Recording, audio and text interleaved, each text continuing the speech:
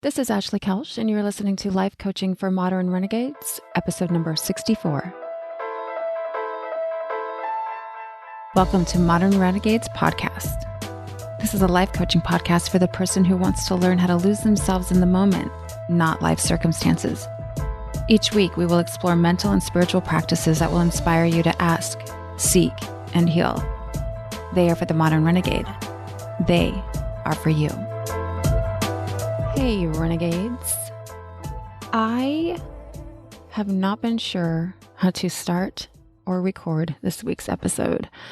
For those of you that are in Texas, you know that we just experienced what was quite a traumatic event last week.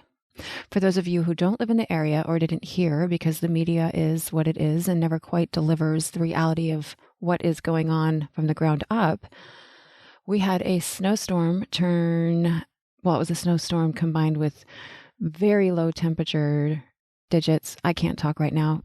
We'd never seen such cold weather, literally. I guess it had been 50 years since it'd been that cold here, but in any other state, snow and ice and single digit weather would not be a problem, be no big thing. But in Texas, we are literally not set up for that kind of weather, meaning our infrastructure, which is something that we all say here. We don't have the infrastructure for snow days. You can't drive on the roads like that here. They're not built for it. They don't know how to handle snow and ice. The Texans driving on it don't know how to drive in this weather, blah, blah, blah. It's just something I feel like we've always said, but to actually live it, I don't think it even occurred to me that on a statewide level, we literally don't have the infrastructure to even keep the power and heat on, or the ability to prevent pipes from freezing and bursting. Imagine, if you will, a total modern city, typically bustling with hundreds of thousands of people, frozen over and in the dark. I mean, when I wrote my newsletter last week after making it home, I had power, but I was still under a boil water restriction. I wrote it during a day that was 70 degrees and sunny, and there were no signs that we had even seen cold weather here. I'd written in my newsletter what started out as a beautiful white winterland, slight comedic disbelief watching cars and people try to navigate the roads and sidewalks, walking in the snow to the Capitol and watching my child capture this moment in time, quickly turned into a powerless, waterless, freezing disaster that none of us Texans were prepared for. The entire experience felt reminiscent and familiar to last year's news about COVID and the pandemic. We were told it wouldn't be that big of a deal. Then we were told they didn't know when we would have power back on. Then our government officials were blaming and lying. And then everything came back on like nothing happened. If you live in Texas and you didn't know we were powered by our own grid, you definitely do now. It's been shocking, sad, and very traumatic on top of an already very traumatic year. You would think life would not do things like natural disasters, the death of pets, and heartache when you're already living in a pandemic. But life doesn't work that way. If anything, this is how life works. You live long enough and you are bound to believe it can and will happen to me. Saying it is new for me, and I'm still not on the rooftop shouting it like I believe it to the core, but I have been quite humbled. It can and it will happen to me. I literally always think that's not going to happen to me or to us. Our city lose power? What? It's 2021. That's not going to happen. Talk about surreal. Seeing people walk in the streets with bags trying to get food or shelter, our unhomed urgently being picked up by buses to be taken to convention centers and hotels, which ran out of space, lines around markets whose shelves were completely bare, people burning their furniture to stay warm, family and friends huddled up together sharing their food. People did not know what to do, and the city clearly didn't know what to do. But I'll also tell you this. The minute the people of the city were able to get into their frozen shut cars, they hit the road fucking running. It's an incredible thing to witness. Community support, mutual aid, citizens getting involved to help those who need it. It's inspiring, encouraging, and heartwarming. It's an understatement. I wish that some of these people would run for office or get on our city council. They have the required get shit done attitude. What's interesting is that not all people are capable of this sort of effort. And I think in society, we as a whole tend to forget that. I also think that most of us aren't aware of this other fact. And it might seem like, sure, okay, yeah, that makes sense, but what's really the big deal? But there is this fact that not all people process trauma the same way. Several people could share an experience, for example, the Holocaust or being a victim to rape, but each of those people will process that trauma differently. Some will be able to heal and move on in a way that they're not affected by it daily, whereas others will relive it every day and be in a constant state of trauma.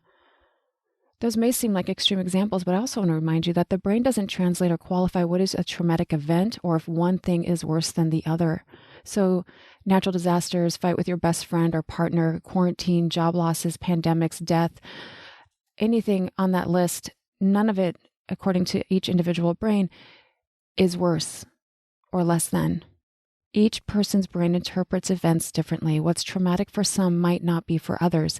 It is an individual experience. We know that when the brain experiences a trauma, things take a right angle turn. A new neural pathway and way of being is developed. And again, this varies per the individual as well. Not every individual will fall into a traumatic state from these events, but it is likely that they are operating from a primitive or survival reactive state, meaning fight, flight, or freeze. The reason I'm mentioning this is because I've talked to and heard from so many people this last week, and with the exception of few, most of you are stunned, but you're not sure why. You think you should feel differently than you do. You've shared that you feel guilty, judged, embarrassed, shame, fear, shock. I would not hesitate to pause and feel into these feelings, my friends. Those and any others that are coming up, they are all warranted. I've spent this last week taking note of how I responded to this crisis emotionally, physically, and spiritually. I should maybe say how I reacted. Upon first reflection, I was disappointed with myself. How could you have not journaled each day, taken time to meditate, laughed more, made love, enjoyed being off the grid, read? It was like I shut down and forgot all about my self-care. All I could do each day was check in with my family, make them food, cook for my friends, and sit. Thankfully, my lover saw that I was riddled with anxiety and insisted I follow a guided meditation, and that shifted things for me dramatically. Our brains were experiencing a chemical release of all the stress hormones, daily drips of cortisol, adrenaline. Our sympathetic nervous system was in full activation, and this, renegades, is a real buzzkill. Literally, it blocks you from all your feel-good juices. I've mentioned before a quote the Navy SEALs train by: "Under pressure, you don't rise to the occasion. You sink to your level of training." It turns out this quote was taken from a Greek poet named, bear with me, Archilochus? Obviously, I'm not very familiar with him, but he originally had said, "We don't rise to the level of our expectations. We fall to the level of our training." This is why I refer to myself and we, the renegades, as baby seals. No doubt about it, but hot damn, it's humbling when the real thing happens. Last week, I talked about how hard many of us train for marathons or continue to, or within our yoga practice, competing in athletic events and polar bear plunges to show us what we are capable of. A very real and challenging time. That type of training showed us that we have grit, capability, discipline, that we could acquire the skills to overcome the obstacles in front of us. What I want to offer is that we renegades master the art of breathing. It is the only way to regulate your nervous system, which is required when in crisis. From a place of breath, we can examine our thoughts and discern from there. We zoom out, and with an eagle's eye, we observe how we showed up. How did we perform? Where did we thrive versus survive? This isn't from a place of judgment, but compassionate curiosity. You might be asking why this matters. It's over. Well, this isn't going to be our last crisis, my friends. We want foresight, and we need to process and heal. So, like every week, we want to inquire, seek, and reveal. See the thoughts you had. Notice the sensations in your body. How were you acting with yourself and others around you? What was your internal experience during this time of crisis? Put it on paper.